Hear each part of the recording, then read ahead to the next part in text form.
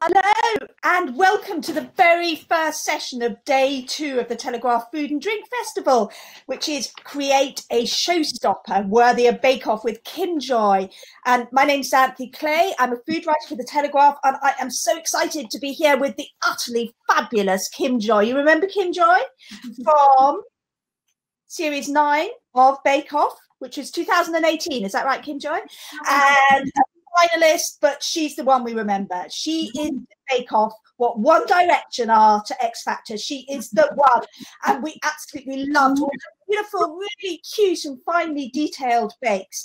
And she will be sharing all her tips and tricks for that. So, hi, Kim Joy, lovely to see you. So, what are you going to be making for us? So I'm in the middle of whipping up my meringue in there for a Pavlova, which is going to be Halloween themed because we're coming up to Halloween. Some spooky ghosts on there and some little green little goblin-y things and lots of cream and coulis, and it's going to taste amazing. I'm excited because I can eat it for lunch after this. So yeah, so this is pretty much all whipped now. I didn't want to whip it whilst we're chatting because otherwise it'd just be really loud. What have you got in there? So that is the egg white and the sugar. So I've just whipped it and I've added all the sugar at this stage. So it's nice and peaky. So you were adding the sugar spoonful by spoonful? Yeah, so the sugar, I add it really slowly. So I add like a tablespoon and then whisk it for about a minute and make sure it's all dissolved, and add another tablespoon. It's taken me about half an hour actually, doing it really, really slowly. So when you say dissolved, is that egg whitey, is that all smooth, or can you still feel the grittiness of the sugar in it? So it feels nice and smooth now because it's been added. Looks like shaking foam. It's fantastic. Yeah, it is because it's all in my face.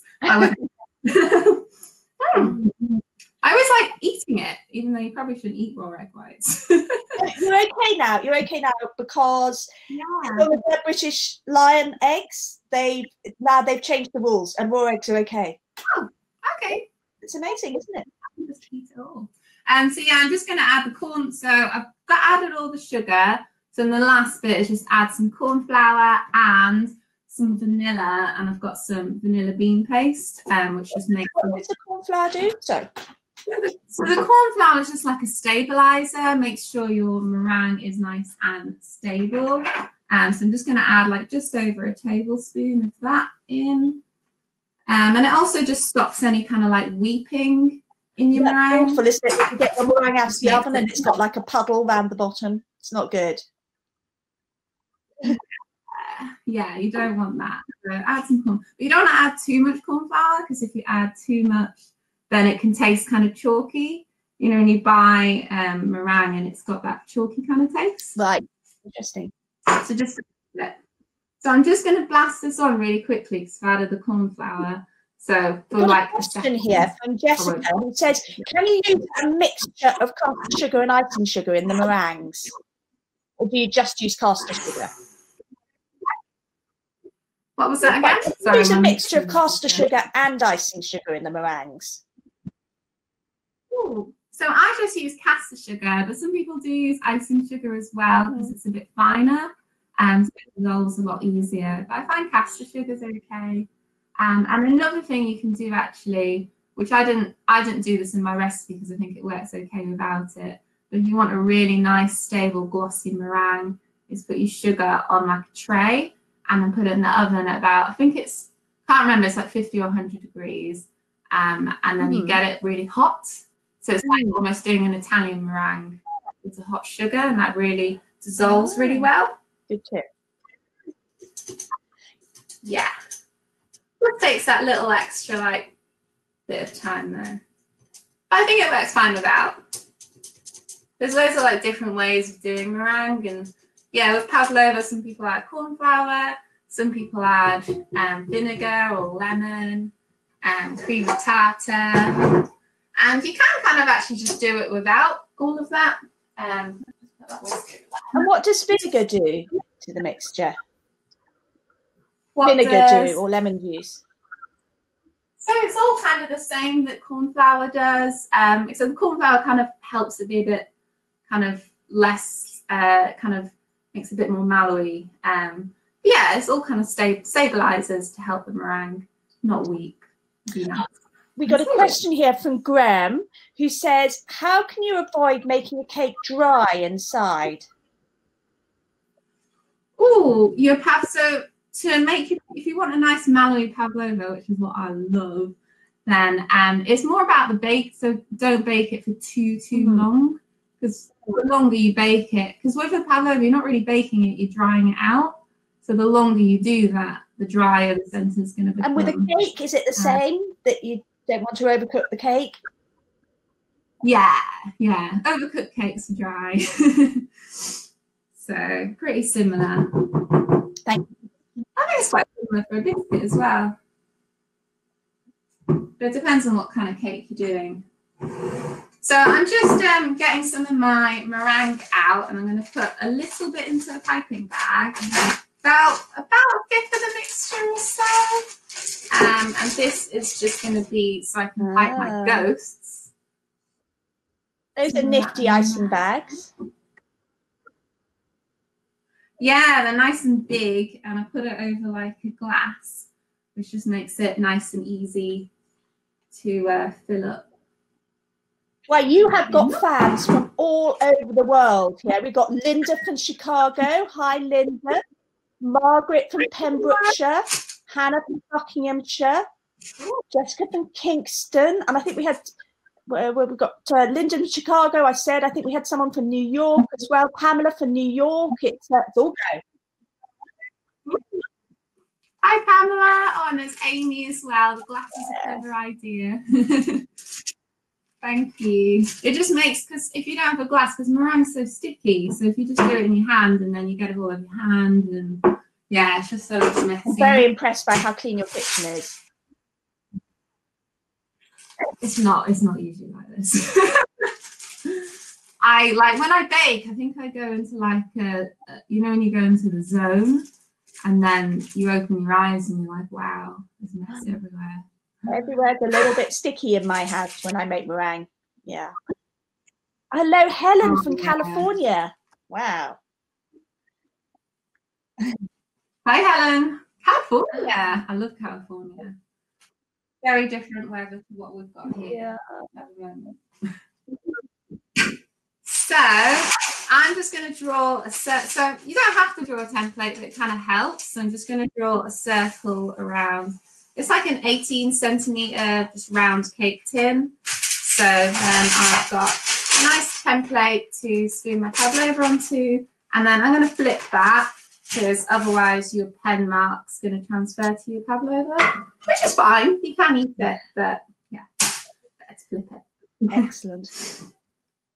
And then I'm just going to dollop all of this. This is so satisfying. You know, often with pavlova you need to pipe it really neatly, but I love this way of doing it because you just dollop it on and then shape all the sides. Already. Woo! There we go, we're done. So we've got a question here from Coralie. How do you stop the meringue from cracking? Oh, so I mean, with the crack, sometimes I think with meringue you can't always help it. And I think it's okay if it cracks a little bit. That's my stance on it. As long as you've got that nice mallowy centre. But I mean, with the cracking, the main thing is you can definitely make sure you don't do it too hot in the oven, because then it expands the meringue, and then when it cools, it cracks. And also make sure you turn off the oven when it's baked and just leave it in there, and then it cools down really gradually. So there's less likely to be any temperature changes. But I think some cracks are okay, and sometimes you can't really help it. Yeah, some cracks are fine. Just squish a bit of extra cream in there. Yeah. I've been doing like, there's this Japanese technique, and it's called kintsugi. And it's all about, you know, mending pottery with like gold resin. Oh, and you can see the mends, can't you? Beautiful sort of gold lines running through. Yeah. I love that concept. So I've been doing that lately. If any meringue or pavlova does crack, and I'm like, oh, the crack. I actually prefer it now if it does crack a little bit, because then you can paint that in the cracks, and it's all about embracing those cracks and things, and it's just better for it. As long as with your pavlova you've got a nice mallowy centre, crisp exterior, and there's no weeping. It sounds absolutely gorgeous. What a brilliant idea. I love that. So Kim Jo, tell me, how did you get into baking? So I just kind of like dabbled a bit. And it's kind of weird because I don't have like a grandparent or anything who taught me to bake. My parents don't really bake. It's just me. And I think I just was drawn to the whole, I've always loved food. I want to create things. I don't know, and baking just sort of brought all of that together. And it's just something I sort of dabbled in a bit off and on. Actually, when I was a child, like my dad had this tradition, you have to make mince pies for Christmas every year. But I hate mince pies. You know, like as a kid, you don't like fruit and stuff. You're like, oh, I just want, you know, some custard or something simple, not fruit. So I was like, mince pie, why do you want to make that? So I got into making pastry, but I really loved doing the pastry element of it. And I think in a way, through disliking doing that, I found the things I liked doing. But I love mince pies. Okay, so because you've got a new book out, haven't you? Which yeah, Kim, it's your second book. That's right, isn't it? Yes. And, oh, this one's really oh, so good, so cute. Oh, wow. Wow. Oh, it's that little house got pink wafer biscuits on the roof. I love Whoops, my book nearly fell over. Yeah, I just thought with like decorating gingerbread houses, it's so nice just to be able to use some shop bought biscuits, because it's nice as well to make your own panels, but you can be really creative with shop bought biscuits because you can make it up as you go along. You don't need a plan when you start, you can just be creative. And yeah, pink wafer biscuits for roof tiles work really, really well. Ah. Yeah. So I've just been like running the spoon along this pavlova just to make the edge ridged, which I think you can see over there. So it's nice and ridged up the sides. And that means it's ready. It would be ready to go in the oven. So you're piping them right on there. Ghosts. Yeah, so you can pipe. I'm going to pipe it around because I've got a big baking tray. But if you don't have a big baking tray, just do it on another tray. But I'm just going to do it all in one. So for the ghost, I've just snipped like a medium kind of opening, and then I think you can see that I'll do it over here, and then just squeeze a blob, a really technical term, and then squeeze another blob, and then end of a little flip, and then if you just pinch the sides, and you can create your arms. Genius. So they're really, really easy to do. And actually with the ghosts, if you do them like a bit, if they go a bit lopsided and stuff, I think it just gives them a lot of character. So you can kind of play about with how you pipe them. So pipe them like different sizes and shapes. Maybe I'll do like a little one. There. And give it little arms.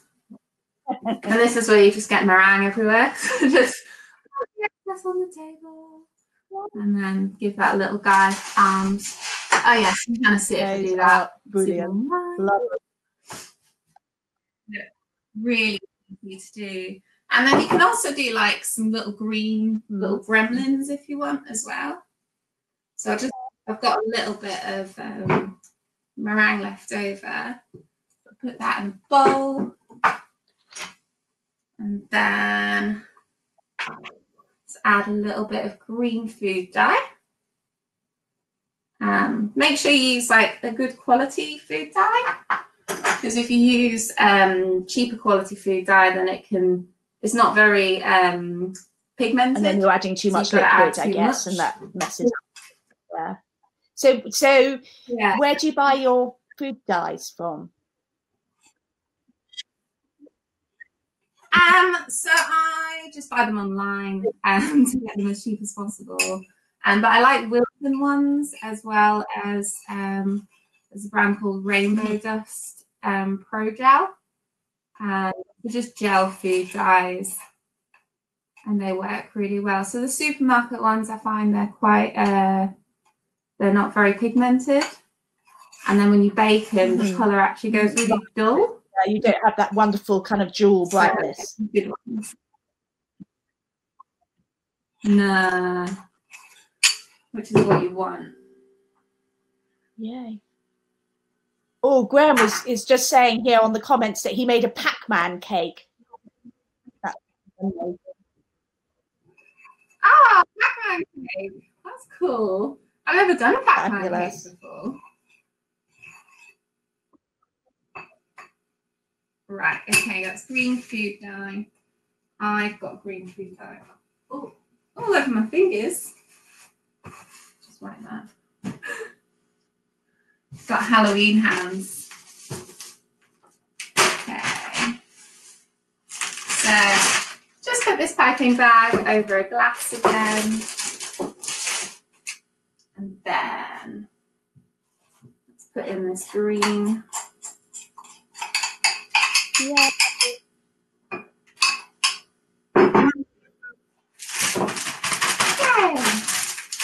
Now I just So how much up and then tap it like again. It's like let's see, like probably 1.5 centimeters diameter. I've grabbed my tape measure it, so yeah, about 1.5 centimeters. But you can kind of vary the sizes. So, because with these gremlins, it's just about using your imagination and piping just various shapes. So maybe I want to do like a big blob like that. And then you can use your fingers and then pinch it in various ways. Oh. You can make it really spiky. A little spiky little goblin. Oh, somebody's just asking. So Danielle is asking, do you like to add flavouring into your meringue, like dried fruit pieces or anything like that? Ooh, I've got some dried fruit pieces actually, yeah. I generally, with meringue, I generally flavour everything else that's around it. So with meringue, I just go for the colour. But sometimes like a little bit of puree works well. But this can only be the tiniest amount. Yeah. But I think that would work really well, like freeze-dried raspberry pieces, because there's no moisture in it. But I generally flavour the stuff that's around it. It's like the cream. Like that. Maybe I'll just put that goblin simple. And then this one, maybe it could have multiple heads. Like that. I love this because I just think it's really fun. You can just play about with it. Alien. Fantastic. That's cool. Little alien gang. And Jane is just asking, have you ever used dried egg whites to make meringue? Dried? No, I haven't actually. I know that pasteurized egg whites, they don't whip very well, so definitely don't use those. But I've never used dried ones. Well, do you know, when I was writing about a restaurant in Paris that makes soufflés, when they whipped up their egg whites for the soufflés, they kind of stabilized them with a spoonful of dried egg white. Which I thought was interesting. I guess it's just if you're worried about having too much.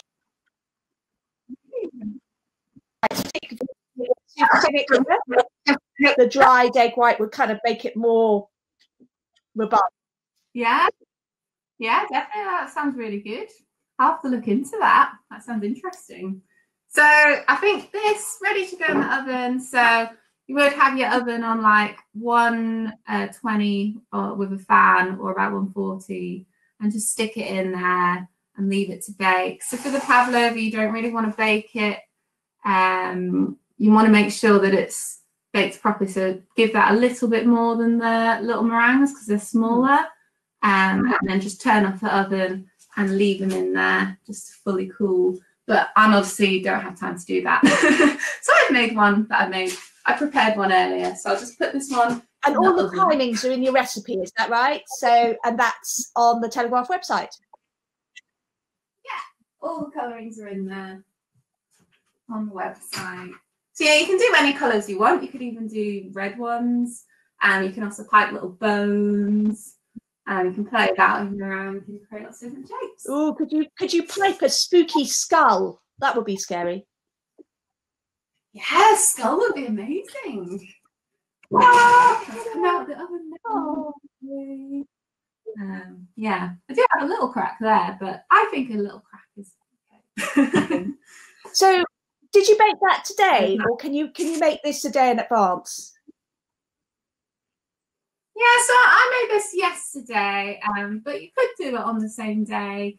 I find, like, I've generally found what the times when I have taken my pavlova out of the oven straight away, it's been okay, because I've had to do that on the bake-off because you can't leave, you don't have any time.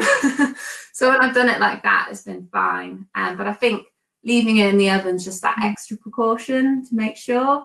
And also, if it's humid and you take it out of the oven, your meringues on the outside will go really sticky. So if you live in a humid environment, if you just pop them back in the oven on like a really low temperature, then it'll take. So you can re-dry them after. Oh, fantastic! Yeah.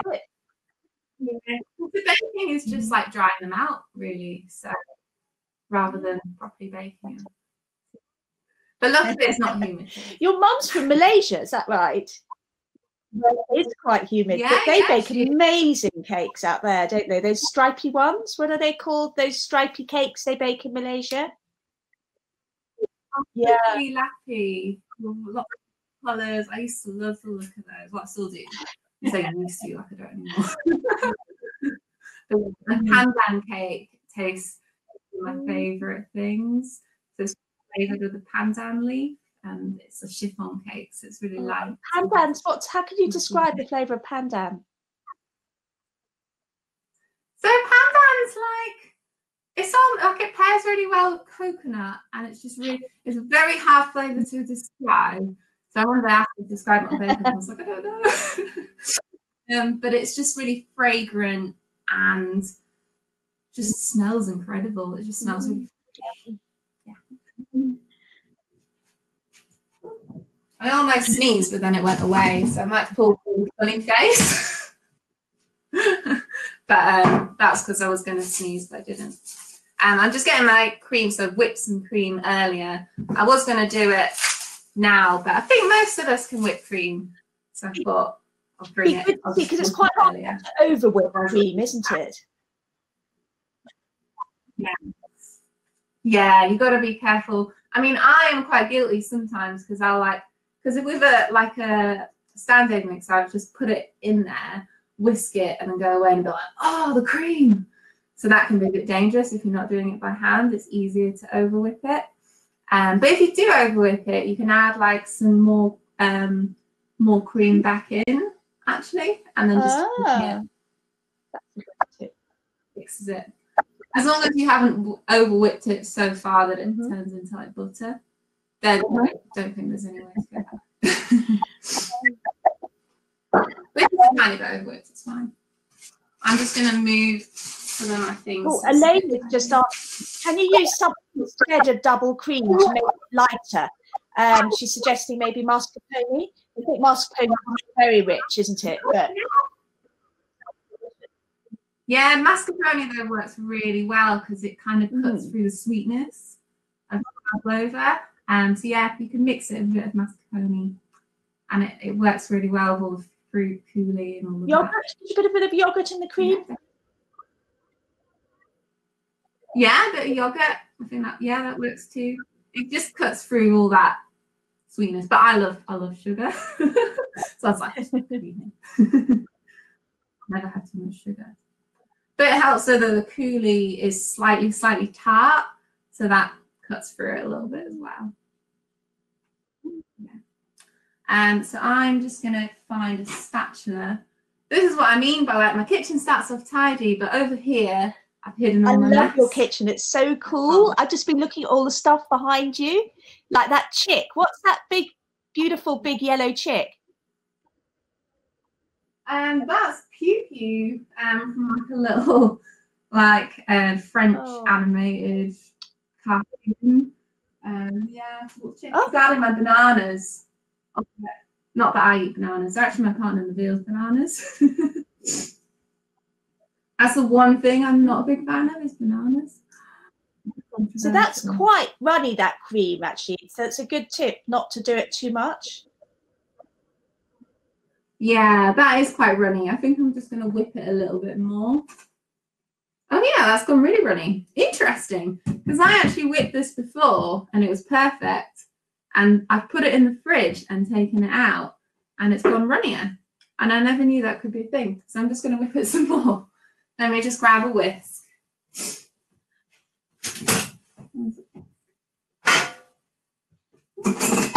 And we've just got someone just noticing, it's Graham just noticing that you've got, is that a sneaky Kentucky Fried Chicken box behind you? So it's actually it's a cake. Cool. Yeah, I'm trying to move in the right direction to show you it. Yeah, so it's I made it for Christmas. I'm getting in the Christmas spirit. But it's got that's all edible, it's all cake. And it says KJFC because it's mine. Of course, it's Kinjoy fried chicken. Yes, I get you now. Yeah. Fried chicken, but it's cake. And then there's like a little me over there. I'll bring it closer actually. Quickly. And then it's got ketchup, which is made of some salted caramel. And the biscuit is actually chocolate because I'm not a big fan of a lot of fondant. So it's like an illusion cake, but you don't have to use too much fondant. That's amazing. That's brilliant. And Francis is just asking how long before presenting the meringue could it be made? Could you make it 2 days ahead? Or yeah, you can make them ahead. Just keep them in the oven turned off and don't accidentally turn off your oven. Don't actually turn on your oven. Just leave them in the oven. There. But how many days do you think? I think meringues last really, really well. The only thing is if it's humid, then just when back before you serve them, just stick them in the oven again. You don't have to make it on the day. No. Nice. No. We like making it. Pavlova, make the actual pavlova beforehand, and then just stack it all up and decorate it. Just right. You couldn't put the cream on till just before you serve it. Yeah, you want to serve it straight away then. Yeah, it's really interesting. My cream, like I put it in the fridge and then it went running. Like sometimes it takes ages to whip, and sometimes you just put the whisk through once and it's thick already. Yeah, I mean, yeah, weird stuff. I mean, I've read to do with the temperature. So if your cream is really cold from the fridge, it will whip up faster. And if you bowl and you whisk the cold too. So maybe if it's a cold day, it whips faster. Oh, Jessica. But obviously, put it back in the fridge and it goes running again. Jessica's just got a top tip here. She says she puts a post-it on the oven door when her meringue is in so that she doesn't accidentally turn it on. I like that. I would need to do that because I am quite often putting my oven on and forgetting that I had something in there. Me too. That's such a good idea. I'm going to do that. Right, that is whipped now, so that looks good. So you want to get it so it's it's soft peaks, so it will still hold its shape. But still hold its shape, but it kind of flops over on itself. So it's not gone all grainy. Cool. And then dollop it up. I'll move that so you can see. I mean, this bit's the easy bit, really. Just smush it on. Lots of cream. Gorgeous. And Francis is asking, could you freeze a pavlova? Oh, I've never tried. But you can buy frozen pavlova from the shops, can't you? I imagine you can. What do you think? I was wondering about that because I was worried that the meringue might go soft or something. But Sushila says she's frozen a pavlova wrapped in tin foil and taken it out days or weeks afterwards, and it's perfect when defrosted. That's fantastic. Well, because the fridge makes sugar go sticky, and the fridge isn't the best place. But I guess the freezer, like if you put cake in there, it keeps it really well. So I imagine it'd be better for pavlova than something like the fridge. Yeah, the fridge and sweet things is weird because sugar is like hygroscopic, and it absorbs moisture. So if you put it in the fridge, it gets stickier. That's why humidity in meringue doesn't really mix. There. Put the cream on top. And then I've got my coulis, which I've got in my fridge. No, I've got it behind me. There is. So that's just some raspberries and a little bit of icing sugar. And I've just whizzed it up. And you can add some lemon juice as well, just to make it a bit tart. So have you sieved this as well? Have you got the seeds in there? So this one's got the seeds in. I like seeds, but you can sieve it if you want to. But I like to keep the seeds. And then just drizzle that down the edges.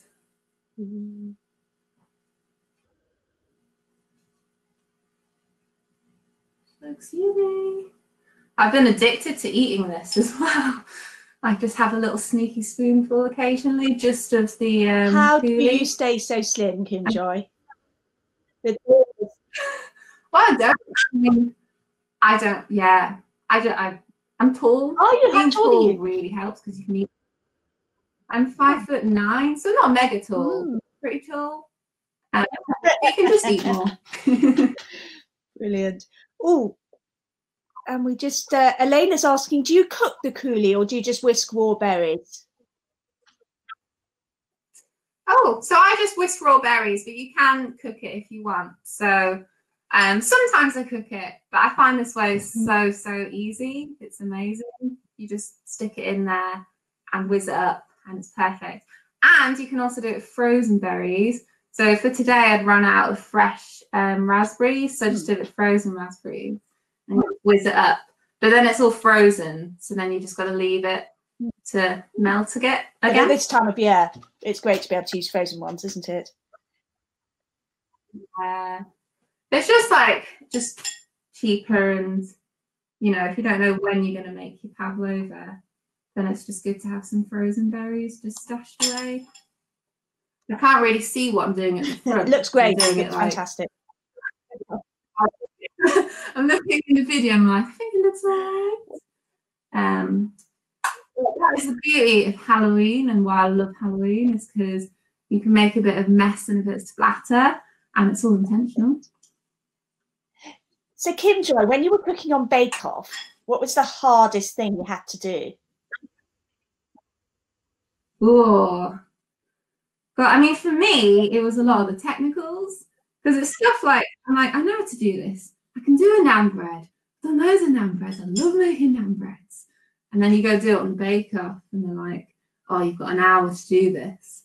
And then suddenly the panic sets in, and then you try to do everything about 5 times faster than you should be doing it. So you make really silly mistakes. Yeah. So all of those technicals, but then some of the challenges they set you as well are really hard. Like when they said, make a chandelier out of biscuit. I remember just sitting there, because like for every week they give you reference photos. So they say, oh, here's some like general ideas. For the chandelier, I think they only had one from like a shop window, and it would obviously taken like days to make. I was like, what? But yours was amazing. It was so cool. And what was Paul Hollywood like? Was because he looked kind of scary on the show. Yeah. He loves to do his thing where like you're baking and he kind of like walks around. They kind of looks at you, but you don't know like if he's looking at you and you're doing a good thing or you're doing a bad thing. Yeah, I'm not very good at doing an impression of him because I I smile too much. He doesn't smiling, does he? So, no, straight face, can't read it. Ooh. So yeah, you just got to try ignore that he's walking around. Oh.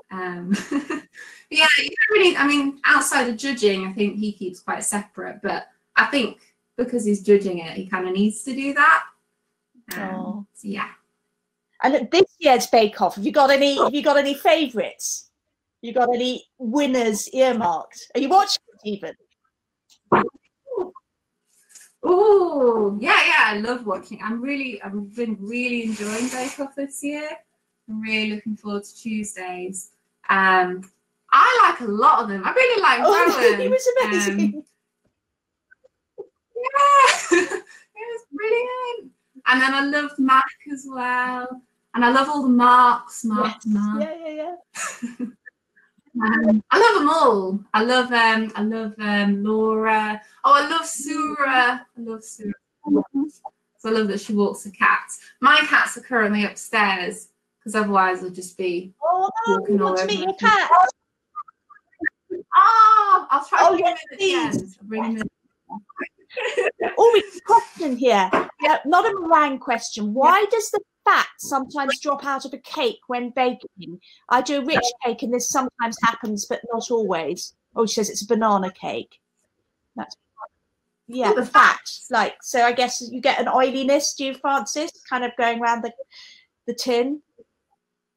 Yeah, I mean, I think sometimes it can be to do with how you grease your tins. So maybe it's greased with too much butter.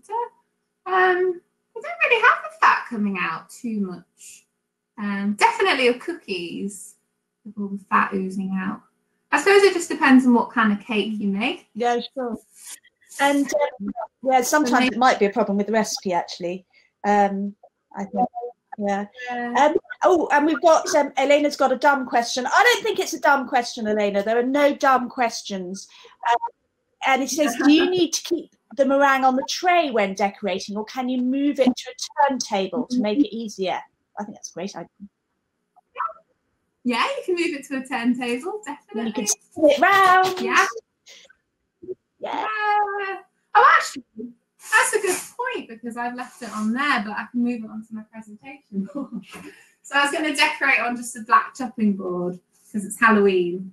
So I do have a turntable, but as you can see, they're all in use. So brilliant. Board. Yeah, you just lift it up and move it. So if it's properly baked, it should just lift up. I think on the Bake Off, I was doing like a vegan Pavlova, and I took it out of the oven and lifted it up, and it just separated from was the that base. with that chickpea water, with aquafaba? Aquafaba, yeah. It's a bit more fragile, kind of. And yeah, as I said, in technicals, because you rush everything. You're like, I know how to do this at home, but because you rush everything in panic. How did it taste? Silly mistake. Did it? How did it taste okay? It tasted amazing. I actually remember that technical because that was a technical me and Ruby went back in and we were just shoveling in like loads of it into our mouth. Like, oh, more.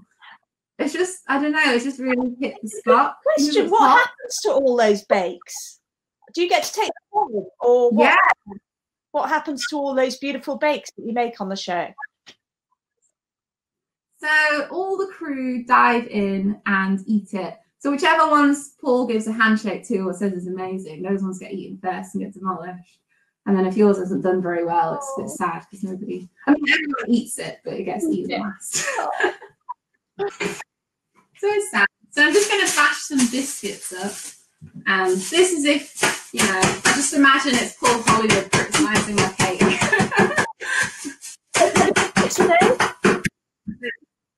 Bourbons. Might be a bit loud. Bourbons with their filling and everything. Yeah. Just some, you could do some homemade, like chocolate biscuits, as well, and just sprinkle it on, and sprinkle it all around as well. That's like what posh restaurants call chocolate soil, isn't it? Yeah, they do. They give it a really fancy name. I've been watching a ton of MasterChef recently, Is that what we're going to see you next, Kim Joy? Celebrity MasterChef? That would be so amazing. That would be really fun, although it looks stressful on MasterChef.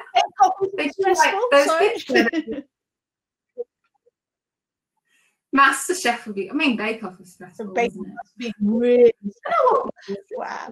And actually, just got Graham just saying that he's going to apply for GBBO. And he just said, what's the process? How do you apply? So you fill in your application online, and it's really, really long. So you've got lots to fill in and like write your experience about different bakes. And then if you're lucky, you get a phone call. I'm just painting the eyes on my ghost, which I'll show you. Yeah, if you're lucky, you get a phone call. And then they ask you like technical questions like, what's the difference between a chiffon cake and an angel food cake? And what's this kind of pastry? And then if you get through that stage, then you get through to like an audition, and then there's another one. It's quite a lengthy process. So I'm just painting this ghost face, and I'm using a little bit of black food dye, just mixed with a little bit of water. I'll try to do this back to front. But yeah, you just get a little paintbrush and paint the mouth on. See that? And then you can vary their expressions so that they all look different. Oh. And then pop it on top. Oh, they look so cute. And then for these little green goblin-y guys, I've just given them some. Oh, are those the ones that you can just buy from the supermarket? Yeah, so you can just buy them from, I think most like supermarkets should do them, like a big one. And also Hobbycraft is good. You can get them in there.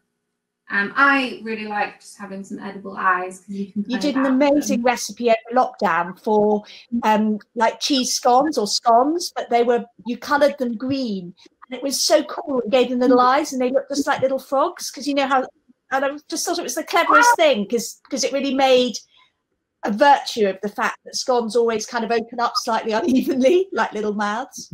Thank you. I really do have little froggies. Brilliant. Yeah, I have a good use for edible eyes. Oh, and how do you attach the eyes? We're just asking. Oh, so I mean, the meringue is like sugar, and the eye is sugar. So any kind of sugar will make the sugar stick to sugar. I've used like a little bit of.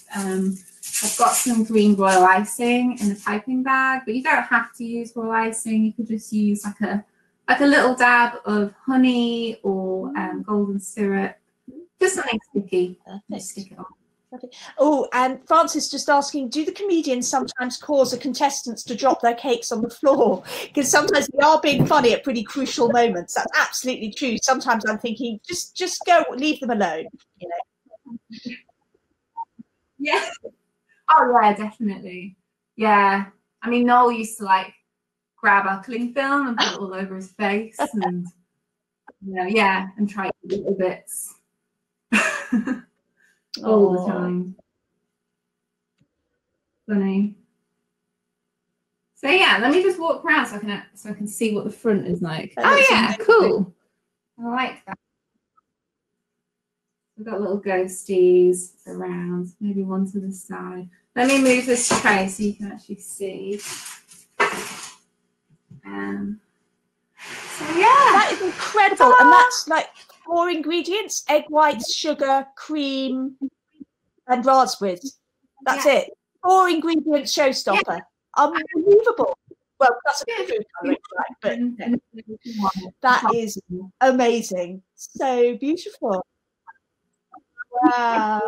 And it's really fun to make. I think it's so good to do with kids and stuff, because with the meringues you can just play about with them. And also, if it does crack, I don't know if you can see this guy, but this is a green meringue which has cracked. He's got a spooky mouth. Yeah, but it looks amazing. Wow. So I almost prefer it if the green ones crack a little bit. Looks really, really neat. That's brilliant. And it's going to taste delicious, you just know, because raspberries, cream, meringue. It's a winner. winner. Actually, can I cut into it now? I'll show you a bit of the inside. Yes, please. And then maybe I can get the cats. Oh, yes, we want to see the cats. And I also want to know if there is a mince pie recipe in your new Christmas book, which you can buy from the Telegraph website, by the way, from the Telegraph Books website. Yes, so there's like a bao bun recipe. I thought I'd do a slightly different take on the mince pie. So it's like a bao bun with penguins. I filled them in. Oh, penguins. Yeah. I'll show you. Let me just get a knife. Giant knife. So how many people would that serve, do you think? Depends how big your servings. I mean, but maybe like 6, let's say, like reasonable portions. No. Oh, that looks amazing. Okay. Your friends must love you, Kim Joy. Do you have loads of friends around when you can? Obviously, at the moment, it's a bit tricky. But... Yeah. At the moment, it's just me eating everything I make. Oh, look at that mallow. Oh, that looks amazing. Can you hold it right up for us so we can see? Yeah. There you go. Oh, that is gorgeous. Oh, mallowy and yummy. Mm. Mm. Yeah, so it's got a bit of crisp and a bit of mallow. I like it.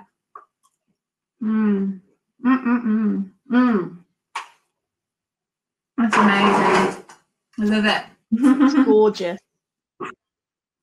I mean, just can't have anyone around now, so I just have to eat it myself.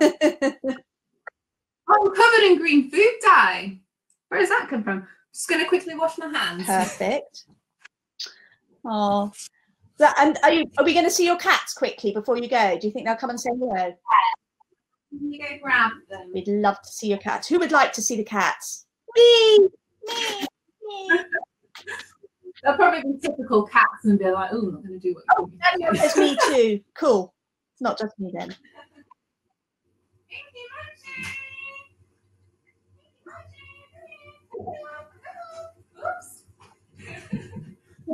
They just come galloping when I call their names if they're going to get a treat. Come here. Come here. Oh, look at that. Gorgeous. Oh, we love screen actually, so let's keep on there. Right, off you go. Beautiful. And then there's Mochi as well, but yeah. Oh, Kim Joy, that was absolutely amazing. Thank you so much. And I feel really inspired now to make that. I can't believe it. A showstopper with 4 ingredients. It's just unbelievable because that is just beautiful. So thank you so much for your time. And show us one more time your Christmas with Kim Joy, because I'm going to make Christmas penguins. Yes. How good is that? Oh, yeah. Penguin buns on the front. Beautiful. Thank you so much. And see you soon on MasterChef. We want to see you on MasterChef. Oh, yeah. MasterChef. Not sure, but we'll see. All right. Thank you. Bye-bye. Bye. Bye. Thanks for watching, everyone.